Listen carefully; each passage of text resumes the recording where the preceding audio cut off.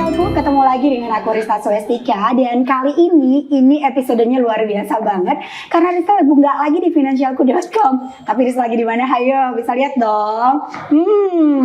Rista lagi ada di kantornya Manulife dan ini lihat bagus banget di belakang Rista. Dan mereka juga punya tagline semakin hari semakin baik, sobat finansialku.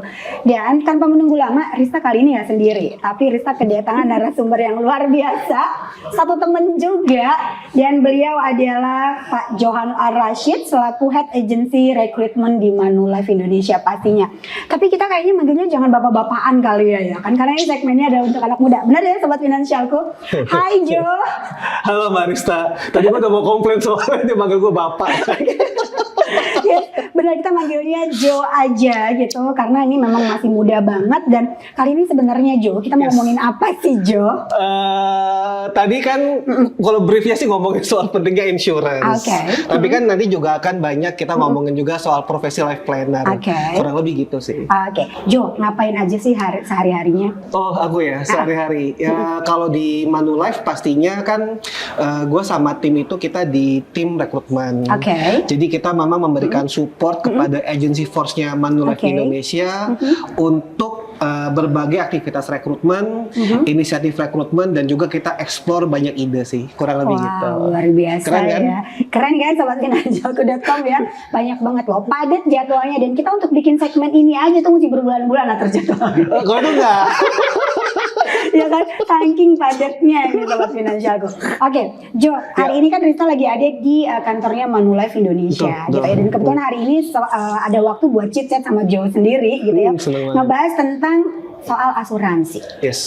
Nah, kalau menurut Jo sendiri nih sebagai pelaku di industri dan juga seorang certified perencana keuangan juga ya, certified financial planner juga loh sobat finansialku.com ya. Jadi bukan hanya ngomongin tentang rekrutmen aja, keuangan Johan juga pasti paham. Menurut dirimu sendiri penting nggak sih kita punya asuransi dari sisi seorang perencana keuangan nih Jo? Thank you ya Mbak Rista pertanyaannya. I think kalau ditanya insurance itu penting atau enggak, pasti penting. Karena kan buat kita insurance itu kan dia sebenarnya sebagai pengalih resiko ya. Karena kan setiap orang pasti punya resiko hidup, apapun nama resikonya ya. Mungkin yang paling sering kita jumpain itu ya sakit, dirawat di rumah sakit, tagihan rumah sakitnya muncul. Ya pasti kan kita juga nggak rela ya duit tabungan kita, simpanan kita dipakai buat bayar tagihan rumah sakit. Kalau Rista sih nggak rela sobat finansial. Kita nggak rela.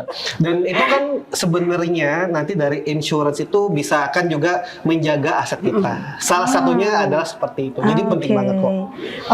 Nah berarti kan ini penting sekali. Tapi pertanyaannya lagi nih, sobat finansialku juga pasti ada nih. Tapi kan gitu kan ya, masih banyak banget masyarakat kita di luar sana yang belum sadar untuk punya asuransi. Padahal tadi kalau misalnya sobat finansialku dengerin Jo bilang gitu ya, bahwa ini penting banget. Kalau dari Jo sendiri seperti apa sih? Ya sebenarnya kan ya terutama kalau kayak gue ya, maksudnya sebagai kepala keluarga, sebagai seorang suami yang pencari nafkah, kan kadang role pencari nafkah ini kan penting banget. Misalkan karena resiko dia nggak bisa beraktivitas dan income-nya jadinya mandek. Ya, dan itu kan pasti akan jadi bencana buat keluarga tersebut. Maksudnya bencana secara finansial tadi. Nah, ini yang sebenarnya kita harus lihat sih. Jangan sampai sebelum kejadian, karena kan resiko itu kan pasti akan terjadi kan, Pak? Betul, pasti. Kapanpun itu. Dan tugas kita lah ya, maksudnya kayak karena gue kepala keluarga, gue harus mempersiapkan keluarga itu dengan sebaik-baiknya. Karena balik lagi ya, terkadang kayak di circle teman sendiri pun, ya gue juga sering lihat sih, secara income dia lagi bagus-bagusnya, lifestyle lagi oke-okenya, dan terkena resiko, mereka nggak siap. Nah kadang waktu nggak siap ini, kan terkadang harus ngorbanin tabungan. Setuju. Kalau circle temennya bagus gitu kan ya, mau support ya itu kan oke banget. Tapi kan berapa banyak sih kita punya temen, gak usah temen deh, saudara aja. Betul. Saudara pun kita kena musibah pun, sometimes mereka juga ya udah nguatin dengan doa. Tapi kan finansial itu tuh yang kita juga harus jaga. Nah itu sih Mbak Rista yang menurut aku ya, itu satu hal yang sangat krusial. Oke, sepenting itu ya Sobat Finansialku.com kalau kita ngomongin asuransi. Betul. Tapi nggak menutup kemungkinan masih banyak banget masyarakat di luar sana yang ngapain sih beli asuransi? Asuransi itu terlalu banyak banget tuh suara-suara sumbang gitu Yep, kan ya yang yep. buat kita akhirnya ya udah ngapain sih kita punya perlindungan atau asuransi? Yes, Nah, yes, yes. menurut dia sendiri, kira-kira kenapa sih kok masyarakat kita ini masih punya mindset yang kurang tepat atau beranggapan tidak baik nih dengan si asuransi? Iya. Aduh, ini pertanyaannya Ini sebenarnya semua umat loh ini ya kan? Tapi ini pertanyaannya valid sih, Mbak Oke. Dista. Sangat valid dan memang ya, tapi gue jawabnya juga agak sedih ya, karena Oke. memang itu benar. Which is itu 100% correct. Nah, jadi gini. Karena kan dulu ya, zaman dulu mungkin kan agen-agen asuransi Oke. dapat semacam training dulu kan insurance itu Bla, bisa bla, bla, gitu. ditambahin dengan investasi ya Oke. kan. Kamu sisihin duit sekian nanti duitnya dapat berapa, itu zaman dulu. Zaman dulu. Iya. Kalau sekarang? Nah, kalau sekarang itu kan sebenarnya nggak seperti itu. Jadi Oke. kalau kita ngomongin asuransi, sebenarnya itu proteksi, titik. Nah, agen-agen dulu kan mungkin menjelaskannya itu adalah kamu bisa kok kayak nabung. Oh. Gitu. Itu contoh lah ya. Nah, kan kalau nabung kan di bayangan kita ya, Barista ya. Bertambah terus duitnya. Iya, nabung Betul nggak setahun sih? 10 juta. Kalau 10 tahun jadinya kan udah segini dong. Betul, 100 juta dong kalau Iya. 10 tahun dong. Nah, ternyata duitnya nggak segitu. Ah, Karena kan emang oke. ada beberapa, kayak salah satu tipe produk insurance kan yang memang ada manfaat investment. Oke. Which is sebenarnya sih nggak ada yang salah dengan itu. Tapi kan cara menjelaskan. Ah, Dan terkadang kan mindset orang waktu mendapatkan penjelasan dari agent, mereka kan nerima banget ya. Karena mereka tuh percaya. Apalagi kalau misalnya contoh Barista temennya Johan Oke. atau keluarganya gue gitu ya, keluarganya Johan, dan dijelasin, aku pasti akan nangkep, Mbak, karena aku percaya sama Barista. Ternyata kenyataannya kan nggak seperti itu. Nah, itulah mungkin yang membuat salah satu kayak akhirnya investnya jadi salah. Mindsetnya pun juga jadi salah. Nah, itu yang memang kita juga harus sama-sama harus kita benerin lah bareng-bareng. Nggak usah jauh-jauh lah. Di gue punya komplek ya. Kadang kalau ada masalah soal itu pun larinya juga ke gue juga gitu kan. Coba lucunya itu tadi, kok duit gue nggak segini ya? Padahal ini insurance loh. Ya, jadi itu sih Barista. Oke, nah tapi kalau misalnya tadi artinya kita harus pilih-pilih nih tenaga pemasarnya, betul nggak sih? betul. Nah kalau misalnya tenaga pemasar di Manulife itu sendiri apa sih yang membedakan dengan tenaga pemasar di luar? Pasti dong, kalau misalnya tadi, oh ini kita benerin bareng-bareng nih cara edukasinya, betul nggak Iya. sih? Oke, apa yang berbeda dari si tenaga pemasar di Manulife sendiri? Iya kan saat ini memang Manulife ya, Manulife Indonesia itu kita lakukan transformasi. Oke. Nah, terutama dari sisi tenaga pemasar atau agent insurance. Kita sekarang dengan title yang baru nih Barista, kita menyebutnya dengan life planner. Jadi life planner ini salah satu fokus utamanya adalah gimana kita bisa mendesain solusi perencanaan keuangan. Dan tentunya ada manfaat insurance di dalamnya. Nah, jadi sebenarnya kalau yang membedakan pasti secara jenjang pelatihan. Ya kita nyebutnya tuh kayak training, tapi dia punya roadmap yang lebih clear dan jauh lebih baik dari yang sebelumnya. Harapannya sih cuma satu, ini bisa memberikan insights, pemahaman kepada life planner baru yang nanti bergabung dengan Manulife, bahwa role utama mereka itu adalah membantu kehidupan masyarakat agar terhindar dari bencana finansial. Itu dulu. Wah, Nah, luar terus- biasa ya. Jadi bukan hanya ngomongin tentang jualan produk asuransi dan totally asuransi enggak. ya? Betul. Oh, oke. Enggak. Dan memang karena di situ kan sebenarnya kita punya integrity ya.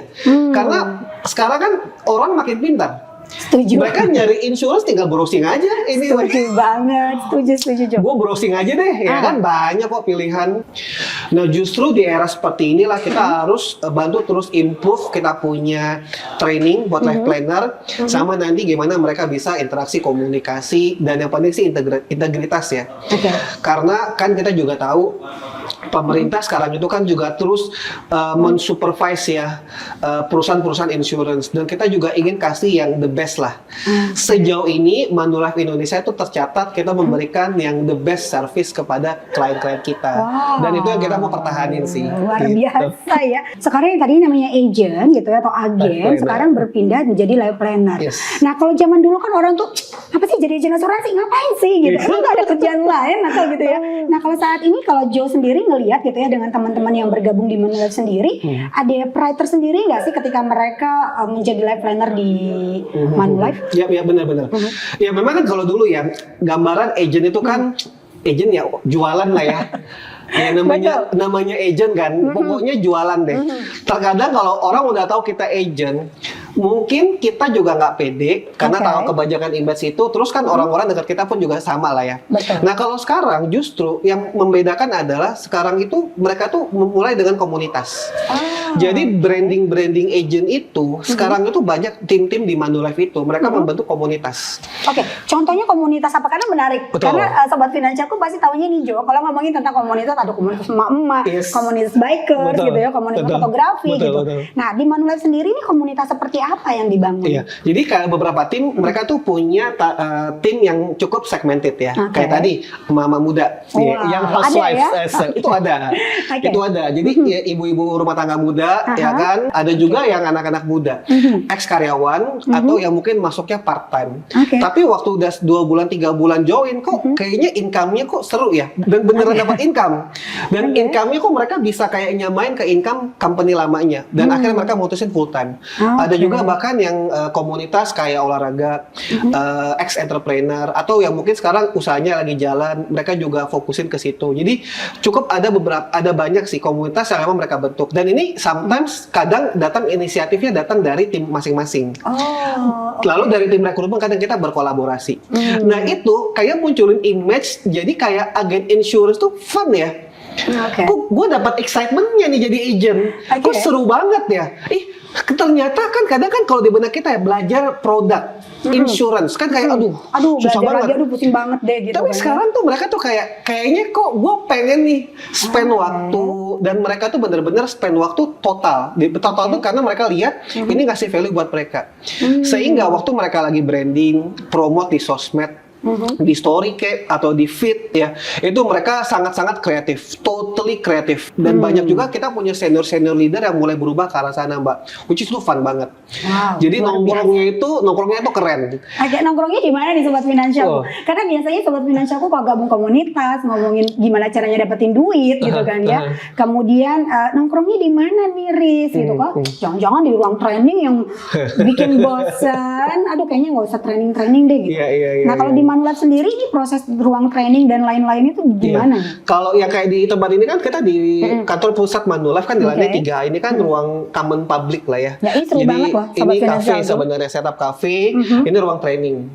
Ya tapi ada juga beberapa tim yang mereka tuh lebih prefer di cafe. Ada beberapa tim itu pakai konsep misalkan mereka tuh bikin beberapa tempat gitu ya. Jadi tempat-tempat itu nanti ada PIC-nya. Nah itu rata-rata pasti cafe. Jadi nanti ngajak orang ketemuan sama orang, mereka juga di situ. Mungkin dari pagi sampai siang, nanti mereka lanjut lagi sama aktivitas yang lain. Nah, jadi se-fun itu dan seseru itu. Wow, seru banget ya sobat finansialku. Aku sampai speechless loh ya. Oke, tadi itu fun, kemudian juga ada komunitas-komunitasnya, tergantung teman-teman atau sobat finansialku tuh nyamannya di komunitas yang mana. Benar. Ya, karena tadi nggak menutup kemungkinan juga ada misalnya masih Gen Z atau milenial bergabung dengan baby boomers juga nggak masalah dong. Betul. Kalau nyambung ya kan. Gitu. Apalagi di sini dengan skema pembelajarannya juga yang benar-benar fun gitu ya. Kemudian juga nggak terlalu yang bikin penat-penat. Kemudian setupnya juga ada kafe-kafenya banyak gitu ya. Nah tapi pertanyaannya gini Jo, apa sih yang menarik buat sobat finansialku tahu sehingga menjadi seorang life planner di Manulife ini benar-benar bisa mendapatkan apa dan mewujudkan apa sih impian dari teman-teman semua? Bagaimana dari sisi komisi lah gitu. Kan kita perlu transparan juga nih Jo. Betul. Mau dibahas atau enggak nih? Boleh dong. Boleh dong.